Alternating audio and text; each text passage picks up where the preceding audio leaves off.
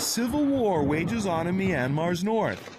The country has more than 20 armed ethnic insurgent groups.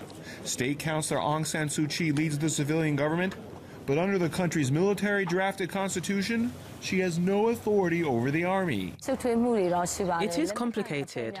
There are many stakeholders in this process with different goals and ambitions. There was a peace conference last August, but since then, the fighting has actually escalated. Ethnic armed groups are still fighting in northern Kachin and northeastern Shan states. We're talking about an intensity in which the civil war has never experienced. I mean, the almost daily use of airstrikes, heavy artillery, major troop movements, firefights happening on an almost daily basis in several different areas. Tens of thousands of people have been displaced during the past few months, many seeking shelter in IDP camps and monasteries. At the core of these ongoing conflicts is the desire of the ethnic minorities to have more political autonomy in the regions of the country where they make up the majority. These regions are rich in natural resources such as timber and jade, and the minorities want more of the rewards instead of seeing so much go to the military and businesses it's closely tied to.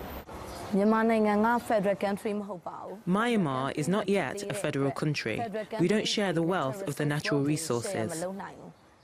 There was a significant step taken recently when the government said that the ethnic states will be allowed to write their own constitutions. It potentially gives state-based parliaments more power, and it's a different avenue in which to pursue things such as education, ethnic rights, language, revenue sharing.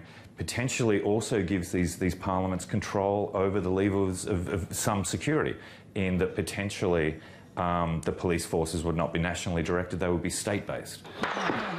But longtime observers say it may take a lot more than that for a lasting peace. Dave Grunbaum, TRT World, Yangon.